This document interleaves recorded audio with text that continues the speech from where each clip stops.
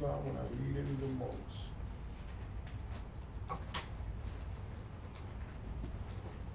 This will be taken from 2 Samuel chapter 16, so we can turn there.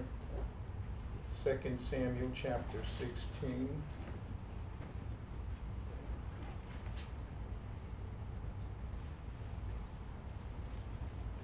Have someone read the first 4 verses. And when David was a little past the top of the hill, behold, Ziba, the servant of Mephibosheth, met him with a couple of asses saddled, and upon them 200 loaves of bread, and 100 bunches of raisins, and 100 of summer fruits, and a bottle of wine. And the king said unto Ziba, What meanest thou by these? And Ziba said, The asses be for the king's household to ride on, and the bread and summer fruit for the young men to eat, and the wine that such as be faint in the wilderness may drink. And the king said, And where is thy master's son? And Ziba said unto the king, Behold, he abideth at Jerusalem, for he said, Today shall the house of Israel restore me the kingdom of my father. Okay. Then said, 44? That's it. Well, I want to go over to chapter 19, 24 through 29 and read that.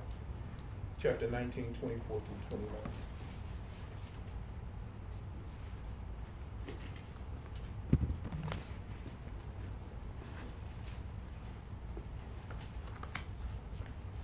And Mephibosheth, the son of Saul, came down to meet the king, and had neither dressed his feet, nor trimmed his beard, nor washed his clothes, from the day the king departed until the day he came again in peace.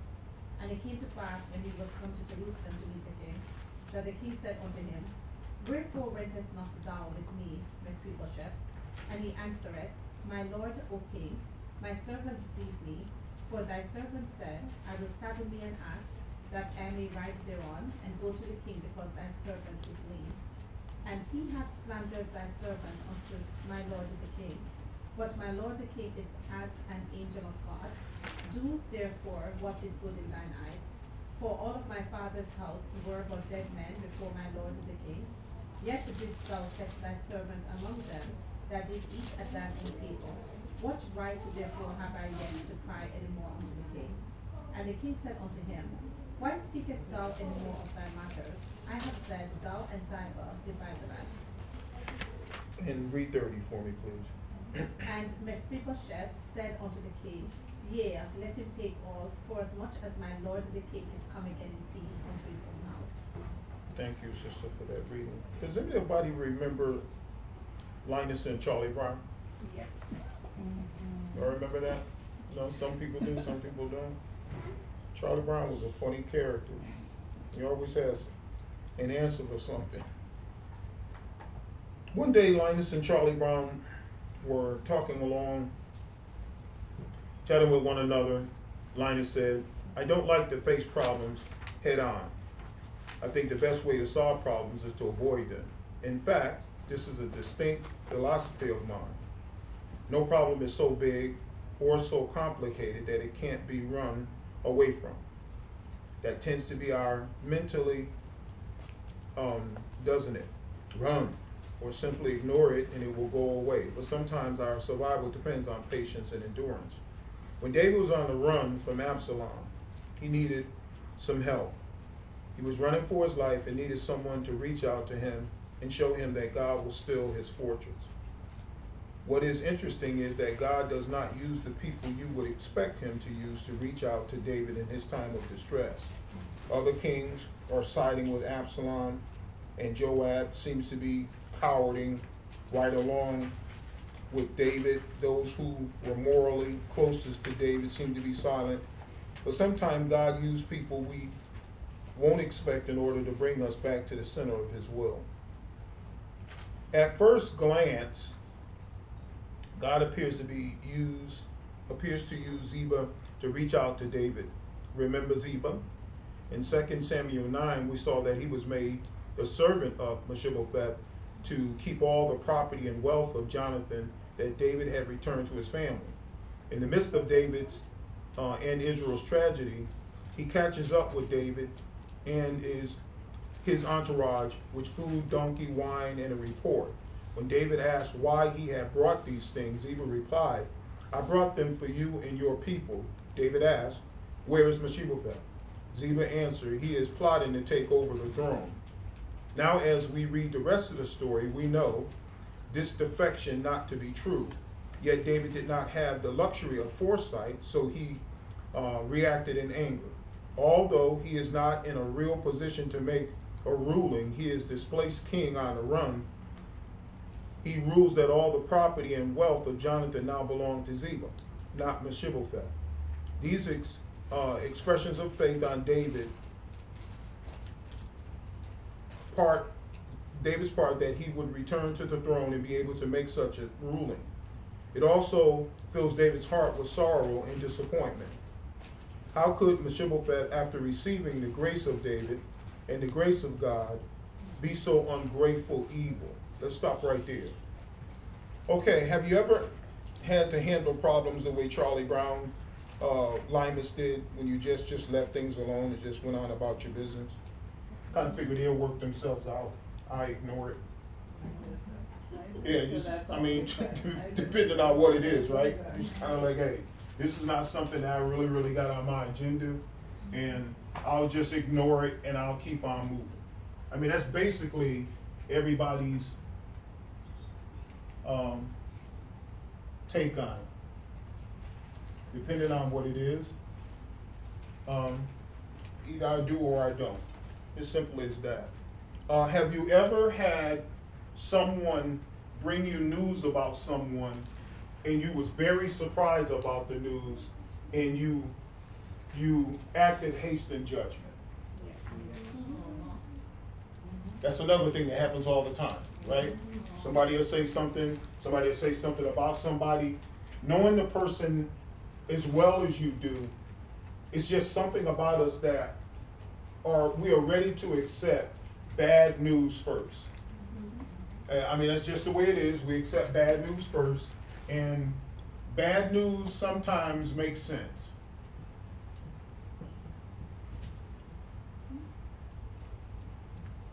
So you kind of figure, hey, look, depending on who said it,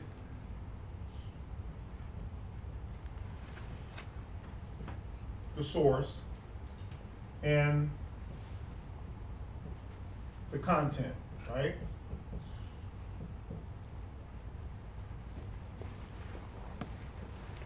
What was the story behind Mephibosheth? What was the original story on how all that came about? Remember, just was a couple of lessons ago that we talked about him. He was, what happened to him? He fell when he was a baby and he couldn't walk. The nurse dropped him. Yeah. He had a permanent injury, and the rest of his life he couldn't walk. Yeah. Who was his dad? Jonathan. Who? Jonathan. Jonathan was his father. Yeah. No? No, Saul is Saul's son. Okay, who was Mephibosheth's dad? I'm hearing three different names. Saul was his grandfather. Jonathan was his dad. Okay, all right, let's get it in sequence. Get it right. Okay? All right, now, David comes along as king, and we basically started the book off this way. David comes along as king, and he wants to do what? Do good. He wanted to do something good for Jonathan. Want to do something good. Okay. What did David wanted to do to the kingdom that was divided? Want to unite the kingdom. There was a king in Saul. There's a king in David. Of course, the kingdom is divided, so he wanted to unite the kingdom. How do you unite people who don't want to be bothered with your cause? It's a political thing. So you can look at it the way we do voting every 4 years to choose a president, the way we do our mayor, the way we do our government. What are some things that you have to do if you win the election to unite the city or the state or the United States itself? Usually take, after your inauguration, it takes you about 6 months to a year. But what is the objective when you're trying to get your agenda passed in the United States Senate? You reach out to the others. Yeah, you make Promises, promises, make a gifts. Yeah. Yeah, this doesn't stop, right? This doesn't stop, because you got to be very careful with your agenda opposed to somebody else's agenda and the lucrative business that some of our politicians are making based on some of the capitalistic things that are passed around in the Hall of Washington. So you want to run the country, you want to make the country better. You ran on this platform that you was going to do this, you was going to do that, and you was going to do this. You get in there and you see how difficult that is. Now you got to start doing some handshaking. You got to have some luncheons with this one and luncheons with that one, whoever's the head of this, whoever's on this committee, and all that. You just got to try to bring the country together. You thought running, going out there all that time in 2 years before the election, kissing babies, shaking hands, sleeping at night in different hotels, listening to what people want. You thought it was going to be real simple when you got to Washington, and you was going to have to deal with these representatives that represent the babies that you were kissing, the people that you were shaking hands with, and all those factories and everything you went. You thought that those people in Washington, without a doubt, represented those people. You get to Washington, you find out, oops, that's not the case. You find out there's the special interest groups. You find out that there are lobbyists. You find out there's capital envelopes that are being passed all over the halls of Washington. And now you're trying to figure out what to do. David comes along as king. David wanted the kingdom to be a spiritual kingdom. He did not see things the way Saul seen them. That's why Saul was removed and David was brought in. And he said, I got to unite the kingdom. Now, in uniting the kingdom, what did David do? What was the first thing that David did? He did. What was the first thing? He asked if anybody left Saul's family, if anybody. Okay, before then, what did he do? What was the spiritual thing he did? Because in order to unite people, you got to bring them back to God. You got to get everybody in the same room.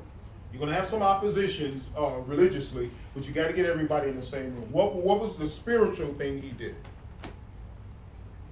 I'm going to give you a hint. Or the Ark of the Covenant. Ark of the Covenant. Yes, it did that. Let's get this so people can see this. Okay? Some teachers still today, depending on what school system they're in, they come in and they take this and they put it down on their desk.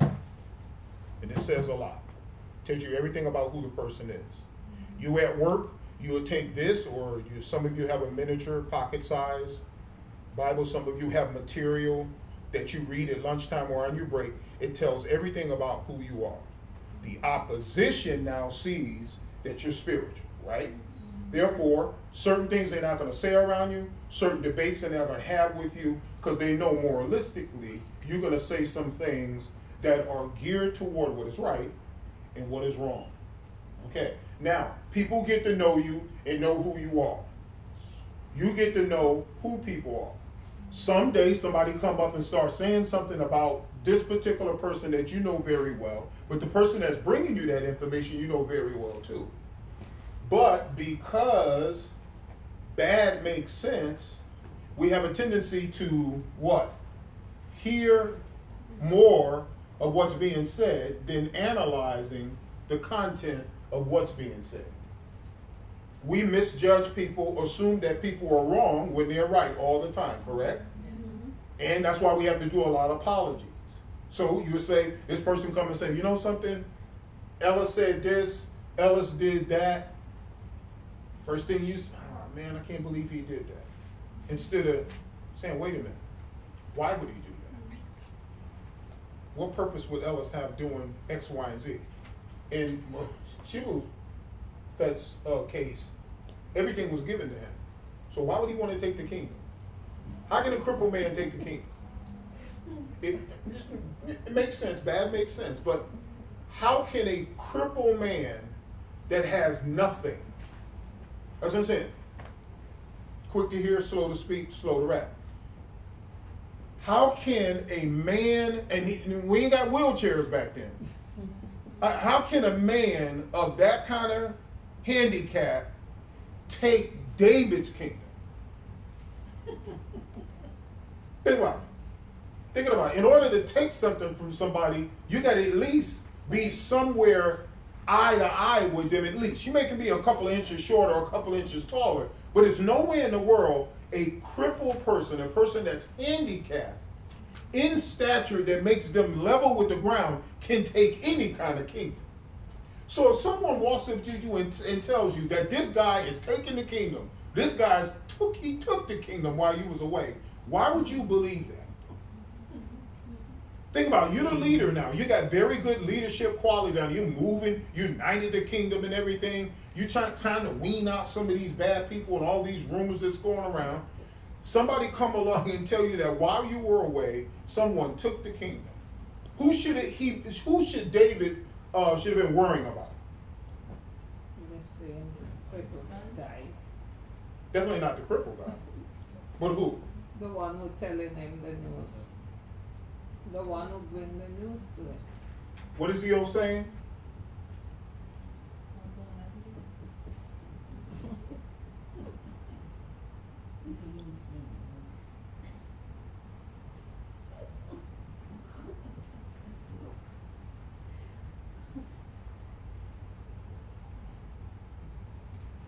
Have you ever seen this? Yeah. Oh, Yeah. Have you ever seen a dog come up with a bone, put it down, walk away from it, look back at it, go get it, and bring it back again? It's an old saying, dog who bring the bone carry it back. Same person that bring it will take it and carry it back. And when they bring it back, how many times has the story changed? I can take 3 of y'all, sit you out in the corner. We did this at the men's retreat several years ago. It was an exercise that he got the moderator, speaker of the weekend, got all the men up, broke us up in groups. And the lead guy was told a story in print. And each group leader had a different story. I think it was we got up to 12 in a group. And each guy had to hear that story from the group leader. But the group leader only can read off the paper. So he couldn't change the story. So every group leader told 12 guys the same story. Then the story was told back by all 12 guys, starting with the last guy.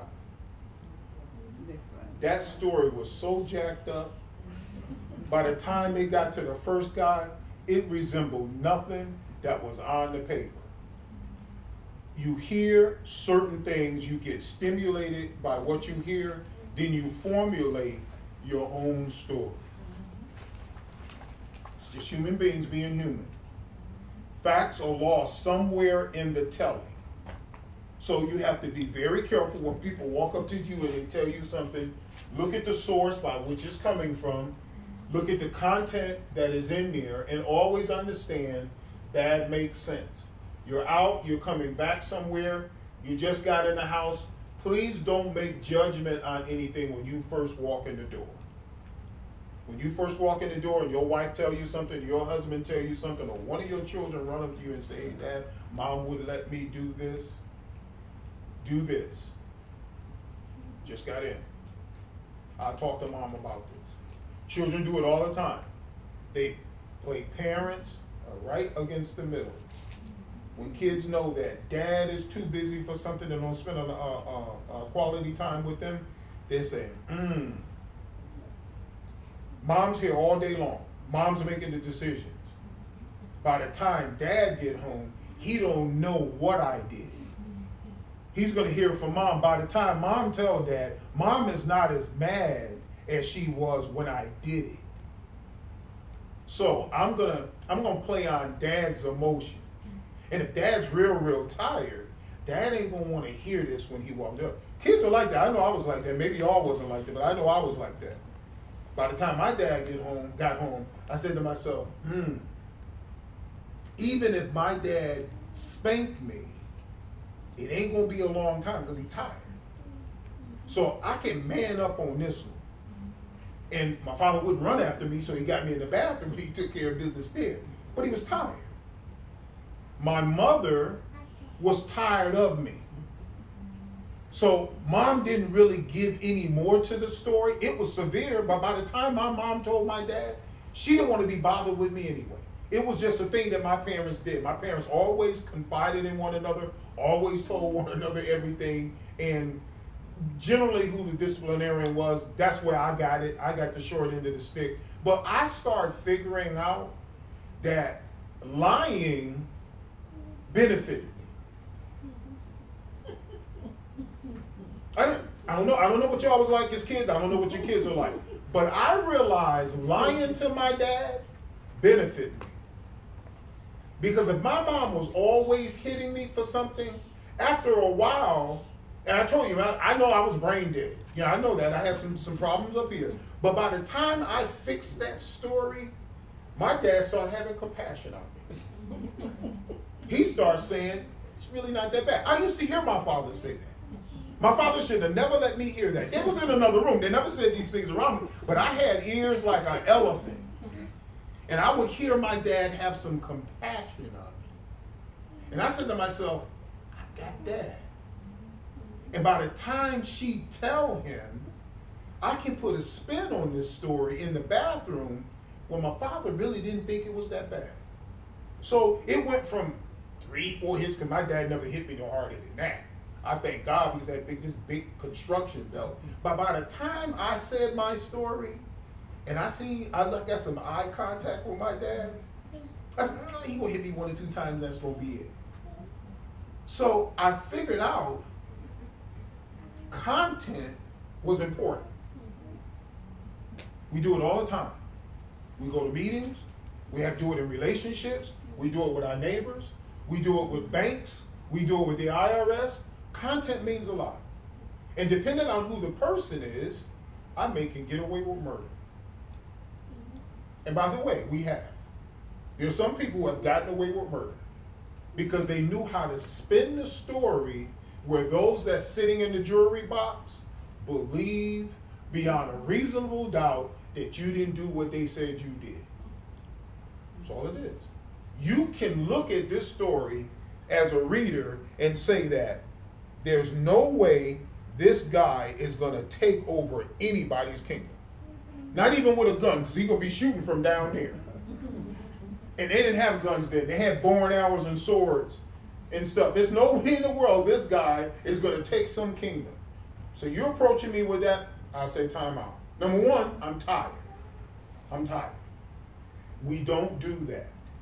What we do, we let our emotions take the best of us. We react, and then we react in such a way, we mess things up until it's time for the truth to be told. And then when the truth is told, we done mess things up so much. Now we got to apologize. Now we got to fix what we messed up. And the person that was the byproduct of all that, now you got to deal with that person because you want to know, why did you lie to me in the first place? Some of us have lost relationships that way, believing what our friend said about somebody. And when it was time to apologize, the person accepted our apology, but not our weakness. So, you know, just looking at this in a different way, you know, it seems like this was some good intel. It seems like it made a lot of sense. But the story is being told after it has happened. And David was the one that gave everything to Mephibosheth. He had it all. He was in the king's house. He didn't have anything else to worry about. All because of the relationship that David had with Jonathan, and David did not forget that. So with that all being said, it says, now as we read the rest of the story, we know that the defection is not to be true. Yet David did not have the luxury of foresight, so he reacted in anger. So somebody give me a Shakespeare play that resembled this. A Shakespeare play that resembled this. Starts with an O. What was his name? Othello. Othello. Othello. It's just sad. It's just sad that bad information can get us in real trouble. Although he is not a real person to make a ruling, he is displaced king on the run, right? David was out there. He took off. He had to, his son was going to kill him.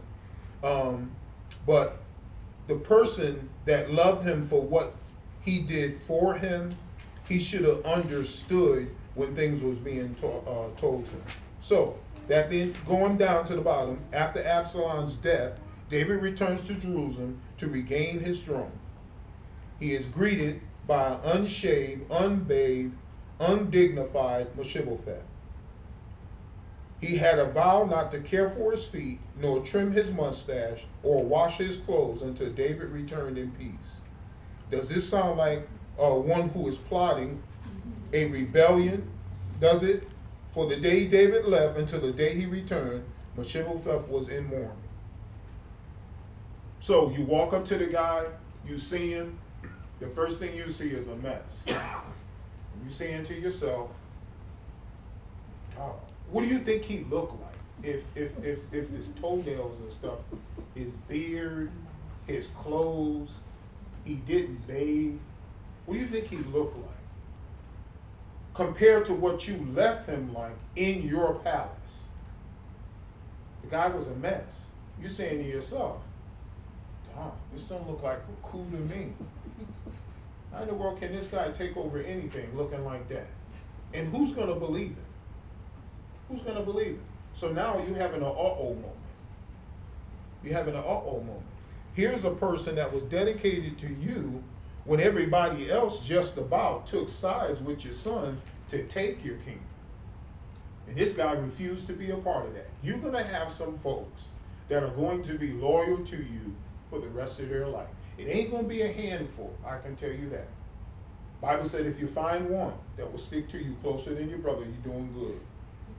So you're going to find somebody that's going to believe in you and believe in your character and have faith in you based on what you say and what you do. And no matter what people say about you, they're not going to believe it because they're going to know you to be a different person. They're going to know you to be a different person. And they're going to say, well, wait a minute. Let's take his or her character and let's judge what you just said about it, that person. Is that true to that person's character? And once you slow the story down or you slow all the bad comments that are coming in, you can say to yourself, to the person that's saying that, I think you're lying. I think you're lying on this person. Because based on what I know and now everybody else know about that person, because remember, a straight up person that do the right thing and is always morally right in their decisions and stuff, they treat you and everybody else the same way. So only thing people are going to say, you know what? Have you ever been around a group of people and somebody say, you know what, you're right? You know what? You're right. That person has never done anything like that or has never done anything like that to me. It's got to be virtually impossible that they did that to you because that's out of their character. Now, there are some people who fit that bill. There are some people, if you talk about them in a certain way, yes, that's that person. You know what? That person knows. I'm a rotten scoundrel. That's all I do. But there are people of integrity that when you start questioning who they are, you start lying on what you think they did or what they said, someone will look at you like this and you can tell a person's expression on their face, And you'll say, and when they're tired of it, they will say, you know what? They've never done that to me. And I think you're wrong. So think about it. You walk up and you see everything that's unfolding right here in front of you.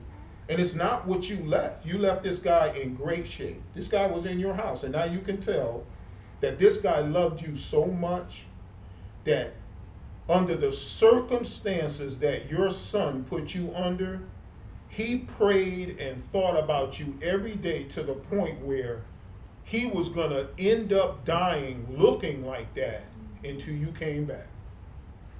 I would have went somewhere and found this dude some legs. After that, if I have somebody like that in my corner, I'm going to go somewhere and I'm going to look and see how. I said, Lord, fix him. Fix him. Out of all the people, this man is more loyal to me than my own children. My own children. So that means what I did for him and finding God through loving someone, what I did for him, cut to the core. Cut to the core. And I mean, it's a great story. It's a great place to be. David realized that the supplies Ziba brought were truly from the right source. Ziba told him, I will take supplies for David on your behalf. You stay here. But again, David does not have any witnesses to rely upon. It was Mephibosheth's word against Ziba's, so rather than make a decision, David decides to divide the land between Ziba and Mephibosheth. Mephibosheth's response shows his true love and devotion to David. Let him take everything. Now that my lord the king has returned home safely, Mephibosheth showed that he was more concerned about the relationship than the riches. Did Mephibosheth give up anything? Think about it. Did he give up anything? No. No? I only heard one no. It didn't happen. It wasn't his yet. Wasn't his yet. Number two. Number two. Who's back? David. David. Do Mephibosheth need anything? Do he need property? No. Think about it. He's a cripple. How is he going to take care? How is he going to take care of half of what we're splitting here? It's going to be more of a burden to him than what? Than a profit for him. Because now he got to hire somebody to do something that he should be doing. And then after a while, that person's going to look at him and say, wait a minute, I'm doing all the work. You crippled. I'm going to kick you off your own land. He's going to have to eventually call David anyway. I'm going to stay with David. This guy is nothing but a liar. If the king gives us half, I'm probably going to end up being this guy's neighbor. I don't want that. I'm going to stay up here with David. I'm safe here. If I go out there with this guy, or I go out there on my own, I was on my own before. Remember where David servant found him? Was he doing good? No. No. Some people have a tendency to remember the past better than the blessings of the future. And some people analyze blessings in a way where they will say to God, I'll pass on this one. Now, y'all may find that hard to be true. But some people are content getting their crown of glory on the other side than the wealth on this side, even through God. Because some people see that as a work that they are not willing to accept. It's just like right now, if somebody walked in here and gave one of us $250 million, we're going to have every relative in the world be related to us if it goes public. And it's going to be more of a hindrance to us than a good. Because we're going to feel so guilty not giving certain people certain things. So just think about it. Think about the way the story unravels and think about David is back. It's one thing you know about David. David was on the run. David didn't change being David. He already had the heart that God said, several times that he was after his own heart. You ain't got nothing to worry about. You have nothing to worry about because the king is back. King is back and all the mess went out there with him. And David is coming back. He's taking back over. He's moving back into his own house. And everything is going to kind of like start where it needs to start. Yeah, it's going to have some more problems and some more issues. But it's one thing Mephibosheth don't have to worry about. He don't have to be narrated in the story no more. He don't have to be narrated in the story anymore because he did his thing as a friend. Dad? I see this story is very, right now in this world, the two things the people are crazy, either power or wealth. But this young guy who is as a cripple, as a physically unable to fight anyone, so he just need room. He just needs some protection. He just needs some good man.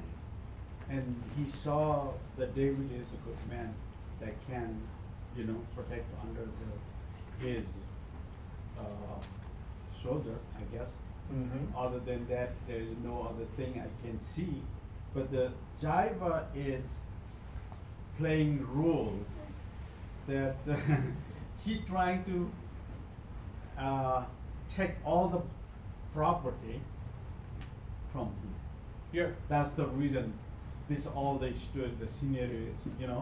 he says something against of the King David, making he was so bad or Making him look bad. yeah, look bad, but finally he said, was your plan. No, that wasn't his plan.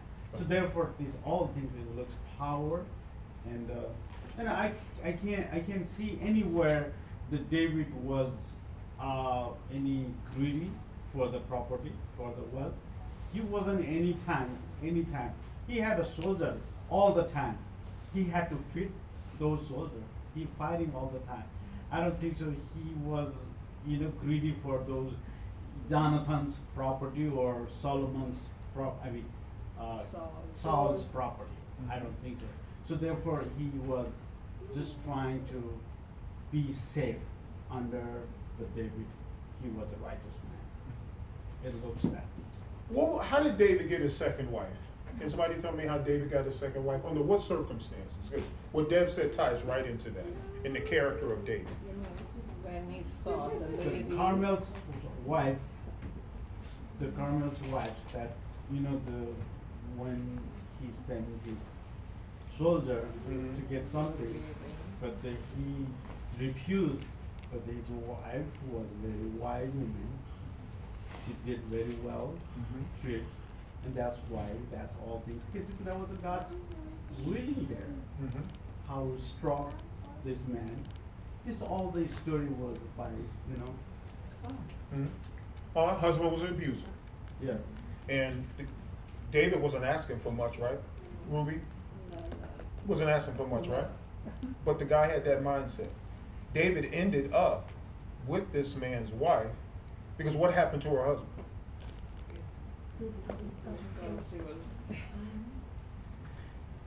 When you're looking at a person like David with all his flaws and all his faults, he always was doing this to people. That's probably getting in trouble because he always extending his heart out to everybody. Always wanted to take care of those who needed taken care of. He was like that. That's just the way he was. You can you can say he was on a guilt trip all the time, but remember, in the early part of his days, those 10 years that he was running, David only did a small amount of things. It wasn't until he got established where he really started messing up with big things that affected his kingship and his house. But for the most part, that's all he ever did. Remember, David was a shepherd boy. David started out with a very peaceful and gentle heart.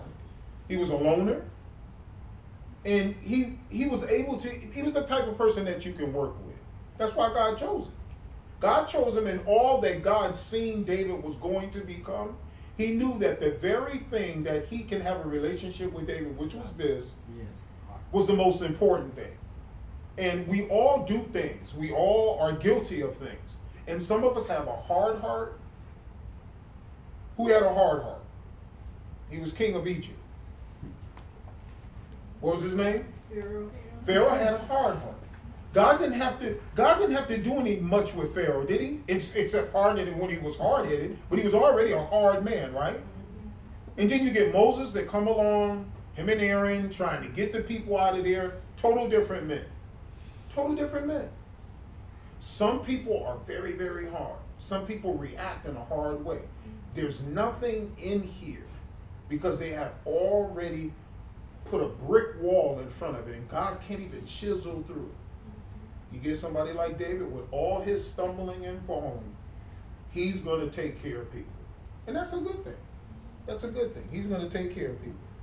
But looking at the story and looking at people's ulterior motive and people that are in power and got people that are working for them, always got something that they want.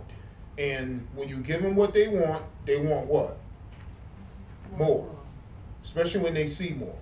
David and his troops were in need. They had fled from Absalom, and what provision they had taken were eventually depleted. This is not the first time that David was on the run, right? Okay, so the reader knows what circumstances David is in. God provided donkeys, food, and drink. God loved David. David was God's chosen man, and he gave him everything necessary for the victory. Yet there is one important truth we must not miss. David got himself in this predicament.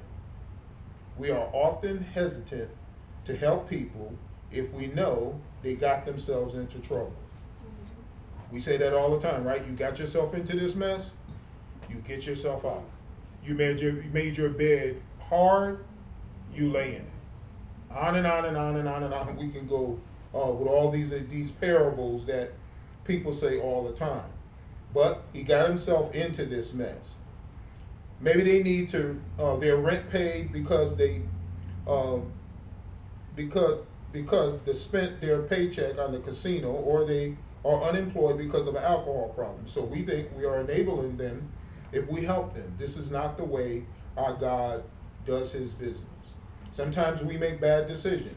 We get ourselves in tough spots, but God loves us. We are his chosen people, and he will supply all our needs, Philippians 4:19, in his riches and glory, so we can achieve the victory. I am not saying that God will enable us to continue to sin. We know he's not going to do that. But he will supply us with what we need to make, to get us through. He did not spoil David with mighty stallions and filet mignon. Rather, he gave him his donkeys to ride and fruit and bread to eat. He provided what David needed to attain the victory. So many times, y'all, we have to be very, very careful. And those of us in church can be guilty of this a lot. 1 Corinthians chapter 1, verse 6 says this, as were some of you. We get so far away from our past that we have a different perspective on life. That is no longer an issue with us for the most part. We still sinners, we just saved sinners. But we can honestly say, through the teaching and blessings of God and our level of maturity, those of us who are reaching that can honestly say, I am not that person I used to be because of Christ Jesus. Amen? We can honestly say that. So we can get very judgmental when we run into somebody who is struggling with things that we no longer struggle with. We can get very judgmental. There used to be a time where we used to party. And we used to have fun. We used to spend a lot of money partying, right? I mean, that's just the way it was. We forget that a person who just came out of the water of baptism still going to have that urge to do those things. So we can become very, very critical of this. We forget that a lifestyle of a certain clothing and a lifestyle of buying clothing is what people did the better part of their life. But now, we want them in checkers. We want the dress to be dragging the floor. We want them to wrap their head up and everything. We want all these things because now we're Pharisaic. We're Pharisaic because we have arrived to a certain place where those things don't bother us anymore. But with someone who's still struggling in those areas, God extended the cross and grace followed it. And we got to be very, very careful how we treat people who God has set free through Jesus Christ. Remembering that we too used to be a mess. That's all it is. And we just need to look at ourselves that way. And we need to understand that with our neighbors, our co-workers, our friends, our children, and those in the church. That it's not as simple as you think. The Pharisees used to be like that. As soon as they left the house, they decked themselves up where they can be seen. And when they went into a place, they had to be in front, and they demanded that you set it up for them. That wasn't Jesus. Jesus went into the house, and when he left, the house was free. Pharisee left the house, you owed him. You just owed him. So, just think about this story and think about how these things can connect to one another, and just understand that we too need to just tone it down a little bit. You may have strength in a very, very important area. I guarantee you that God is going to use you to help somebody that is weak in it. Amen. You're going to be the vessel. And you may ask yourself, why me? You don't have an issue with it. You can walk into the room and not get contaminated. But someone who is in there that is smoking 3 packs of cigarettes, let's just use that for an example. Tried everything under the sun. You remember when you used to do that, and you no longer do it. And you can say, at some point in the relationship, At some point, not then, not right then when you meet them. At some point in the relationship, you can say, man, I used to say, you spending a lot of money on that. Back then, cigarettes was $1.50 a pack. Now they're not that now. And you can get a general conversation going with someone. Well, how did you do it? My faith in my Lord. Because now that doesn't bother you. That doesn't bother you. So what you are strong at right now, you can be a powerhouse for the Lord with someone who is weak at it. At first glance, it appears that God is using Ziba. We come to find out later, Ziba was only an opportunist who was taking advantage of his crippled master. God does not always choose the mighty to minister to us. He chooses the one who can bring us closer to him. Didn't the donkey do that for Balaam? Several years ago, my family spent the night at Daytona Beach. Very nice place, been there. It was a tough night. At the time, we had 2 children, and one of them was just over a year old, and the other one was 4. Needless to say, sleep was not the agenda for the 1-year-old. By about 5 a.m., the motel room was tense, and everyone was exhausted. My then 4-year-old suggested we go watch the sunrise. We reluctantly went. We met a man at the beach. He was a large, bearded, tattooed biker who was sitting on his large beach tricycle fishing. He offered to let the 4-year-old fish. As Hunter reeled in a whiting, Curtis fell asleep in the stroller. The biker began to talk to me about the blessings of a family that he wished he had children. I began to not be so tense anymore as I remember how blessed I was. As we walked back to the motel, I felt the urge to go thank the man for what he had done. As I turned to go back, he was not there. To this day, I don't know if he was an angel or a big man who could ride a tricycle extremely fast. All I know is that God used an unexpected source to bless my family. Isn't that amazing? That's amazing. Just when you think, man, I just can't take no more of this, somebody is saying, I wish I had a part of that. And then you can look at life a whole different way. An energetic son, 4-year-old, say, hey, Dad, let's go watch the sun come up. He probably was tired of the energetic brother. Let's get out of this room for one thing. If we get out of this room, things can get a little bit better here because this kid is bothering me too. You go, you meet somebody who think that what you have is a mighty blessing and probably would never have or haven't had up to that point and think that there is a benefit to them having that. It's always good to analyze yourself from God's perspective. And don't look at yourself the way you look at yourself, because God look at you as worth dying on a cross. To him, you are valuable. To him, you were loved and much loved, unconditionally, that his son went the whole race for you. Okay? So what did Mephibosheth have before David blessed him? What's the answer to that? Nothing. Absolutely nothing. He had nothing. So those things he had sent to David in reality came from David in the first place, right? What do you give a rich person who has everything? Nothing. What do you give back to a rich person that gave you everything? But it's the thought that counts. That's it. Because quite frankly, it's an insult to give back something to someone who gave it to you out of their heart. It's an insult. And you can't give it back to him. Why? Because he already got it. Bueller? My belief in this is not you direct, the person directly, but it's God. Mm-hmm. God knows our needs, and God will use other people to fill the needs. And we have to understand, okay, we might be praying for something, somebody from somewhere else don't know what we're praying for, but God will put it in their heart, look, this person, give this person that, because you have and you have an excess to give that person. And you will give that person, but again, pride You know, the person will have this pride, I don't need it. But it's not the person you're refusing, it's God. Because he know our inside, he know our needs. And he uses people to help each other.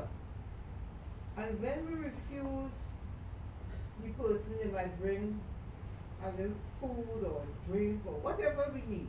And we say, no thank you, I'm fine, I'm okay. It's not the person you're refusing, it's God. Yeah. And it's a blessing when a person, to me, giving is a blessing. And to me, when you refuse that, you refuse any person blessing. Yeah. Yeah. I mean, the ending of the paragraph says, when we invest in the lives of others, we are investing in our own future. We may need those very people that we are serving to serve us one day. What is the old story about climbing the ladder? Be very careful how you go up the ladder, because one day you may fall. So be careful with the people that you run into going up the ladder of success. Those very same people you may meet at the top. You may meet those people at the top. So be careful what you say and what you do to folks, because when corporations on the administrative level, the top level, usually that top floor, when they start making budgetary cuts, it's not about friendships anymore. It's about the need of the company. And when they boot you out, you may be booted back down to the first floor, the third floor, or the fifth floor, in someone that's already in management or director position.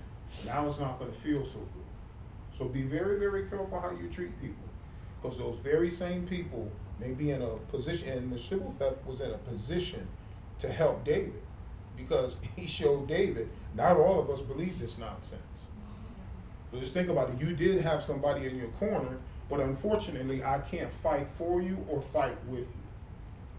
I'm not in a physical position to do that, but I did mentally support you. I did love you, so you didn't have to worry about that. And that went a long way. Okay, so the thoughts give the words of Christ new meaning. Given it will be given to you, a good measure, pressed down, shaken together, and running over, will be poured into your lap. For with the measure you use, it will be the measure to you. Luke 6:38. We all have those times when we need to be served. We all have those times when we are in desperate need of God's provision.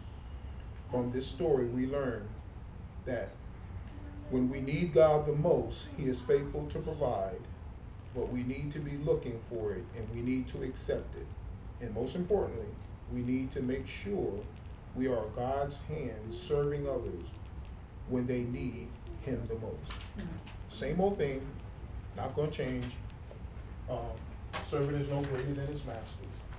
So every day that you and I get up, you just got to remember God's plan and purpose. That's all it is. And don't get too far ahead of Him, because once you get out of His atmosphere, you're in deep, deep trouble. Okay? All right. Will there be any prayer requests? I have one. A co-worker's friend, her mother had surgery on an aneurysm in her head. She's doing better, but they also found a spot on her kidney.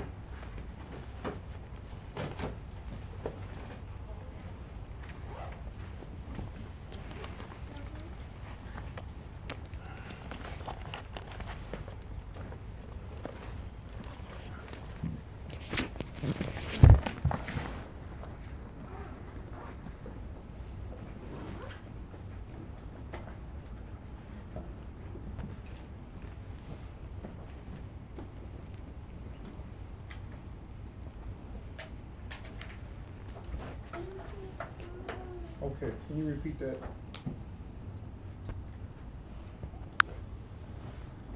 Sister Stanley?